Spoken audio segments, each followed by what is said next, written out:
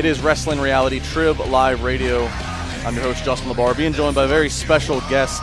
You can see him this Saturday, Consol Energy Center, coming back to Pittsburgh. It is the best value on entertainment, WWE. Coming to Consol. He is the Intercontinental Champion. He is Ryback. Ryback, how are you? I'm doing great. How you doing today? I'm doing good. This is exciting to be talking to you because I got to think right now this has got to be the best and most organic, fun run for the Ryback character in your career. Would you agree? The things are going really, really good right now. I thought the initial run in 2012 was very organic and had a really good feel behind it, coming in, taking on locals, and the crowd getting behind me in that fashion. This is a completely different run right here, and I do really enjoy it, and I'm excited to see where we go with it. Yeah, it seems in this run, at least for me, and I'd love to get your reaction to this. It seems like we're getting to see hear more of your personality. You know, you're getting to talk more on the mic. It seems like you're having fun on the microphone. You're the big guy's sense of humor is coming out. Is that because of opportunity given for you to be on the mic, or is that took some coaching to get that out of you, or how do you gauge all that? I don't. I ride alone on a lot of these on the road trips, and I've constantly, since going back to developmental, have always done a lot of promos, talking to myself and working on things. This is just what you're seeing now is it's essentially my personality, who I am. Going back to 2012, that was by design. That was what I wanted to come across in that fashion. I was very angry coming back after an ankle injury, and being told I was never going to wrestle again, and I had a chip on my shoulder, and I had a lot to prove, and I was very, very angry internally. That hunger and that anger is still inside of me now, but I've had some success now, and I'm learning to enjoy stuff a little more, and I'm having more fun now, so I'm more comfortable allowing people to see more of me, essentially, and that takes time. You can't, if I were to try to push this on people right away, with the way that I look, it might not be received the way that it has been.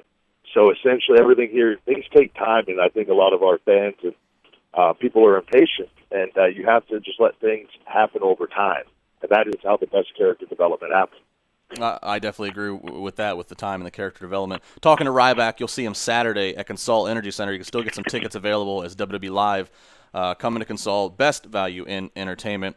Ryback, talk to me real quick about mental stability in this business. You've been a fan your whole life. You've been in it now for several years. Like you said, you had a run, a good run that you liked in 2012. Coming off of injury, then your character took some turns. You were with Paul Heyman. You were more of a heel.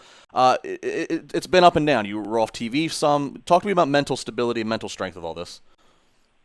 Yeah, the mental toughness that is required to be a WWE superstar is something that I don't think a lot of people truly understand what it takes.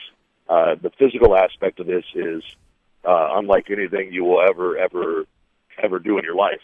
But if you're not mentally tough, you will fall off. And there's ups and there's downs, and you can never let yourself get too high and never let yourself get too low. It's something that my work ethic never changes throughout any of it. I love what I do, and the WWE, being a WWE superstar, is an unbelievably fun, cool job in itself. Obviously when I did the turn, and things kind of started going downhill for me at that point a little bit. I was actually, though, in the Ryback period, that is the most fun I have had here in the WWE today. And tagging with Curtis Axel was, we laughed every night, and it was, just having a tag partner out there, you're not out there alone. You kind of get to share some stuff, and it was, me and him have been friends going back to, FCW before it was NXT. So, and that did a lot for me. That actually helped set me up to come back as the people more Ryback we see me now, because I learned a lot of valuable lessons being in that tag team and, being paired with a guy like Paul Heyman. It was never specifically meant to be for me. It was a role that I was put in, and I do that, and I expected. I felt I deserved more than that, but I learned a lot being with Paul. And Paul is one of the great promos, one of the greatest promo cutters you're ever going to see, and to hear his take on things and his opinion on the business, I took a lot of good away from that. You're talking about having a lot of fun in the Ryback time with Curtis Axel. Is there any one thing specifically you can cite, like a funny story or a funny moment or something you learned, or was it just all kind of just in general just a good time? It was just more. We did a lot of I always joke with him about this, that on the Ryback Best Of DVD someday that there's going to be all the unseen footage of Ryback doing all the WWE apps and backstage interviews, because we literally would just do these one takes, and like people would be dying laughing at us doing these things, and not very many people got to see it because they were never on TV. It was just doing things like that, and then going in the ring, and like I remember specifically at one moment we were wrestling the Shield over in Europe, and it was me and Axel wrestling against Seth and Dean, and I tagged Axel, and Dean was in the ring. And I screamed as loud as I could, "Double team!" And to hit a double, and Seth and Dean just cracked up laughing. I screamed it as loud as I could, just doing stupid things like that, and just essentially not caring, just going out there and having fun wrestling. It got me to loosen up a lot, and it took a lot of pressure off me because I had really high expectations for myself coming in the way that I did, and I felt that that not that I didn't live up to them. I felt that I feel like we missed out on lightning in a bottle the first time around, and that was a really hard pill for me to swallow because I just felt it could have been so much more. But after that period ended, and then just tagging with Axel, it just I was just able to it was fun. I can't explain it. It was like a huge weight lifted off my shoulders. I was like. Because I always tell Axel, I was like, it's not going to get any worse than this.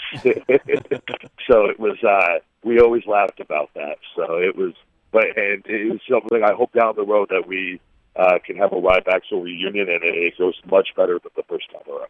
Gotcha. Well, Ryback, you mentioned the Best of Ryback DVD. If and when that gets produced, there would have to be a chapter on the stories that I've heard of the Ryback's ability to put down some food. Daniel Bryan did an interview with me a while ago, and that was probably like his favorite part in talking, was just talking about the Ryback and your ability to the stuff that legends are made of. Really, your ability to put down some food. What? Give it to me from the horse's mouth. What is your appetite daily here? I'm actually dieting right now, and it is like where I've cut down on my carbs. But I just sat down in catering just today, and I had a plate like stacked with chicken and salad. But I guess to me it's nothing. But I guess it's the amount. So everyone always says it looks like I'm eating mountains of food, and people take pictures of it. And to me, it always it doesn't seem like a big deal because I've done this since I was a kid. I've always just had my hunger for food has been ridiculous, and where actually I'm no joke to them considering. I would love to pitch to the Food Network down the road, big guy versus food, where eventually man versus food meets big guy, and we have a one-off competition. But I've eaten 100 wings in a sitting and been fine, and just things like that. I just can. Mark Henry and Big Show see me eating, and they're amazed every time. And I'm like, look at the size of you guys. How this is nothing, but apparently it is. So. The stories are not exaggerated, and I've done some ridiculous things food-wise. Sounds like you just talked. You sound like you just came up with a perfect WWE Network show, the big guy versus food. So, well, Ryback, thank you very much. Again, looking forward to seeing you this Saturday in Pittsburgh, Consult Energy Center, WWE Live. If you have not seen WWE Live, you must take advantage. It is the best value in entertainment. Ryback, thanks. Good luck, and keep having fun, man. Thank you very much, and don't forget, it's me versus Big Show out there for the Intercontinental Championship, and Kevin Owens versus John Cena, title versus title. So come on out. It's going to be a great night.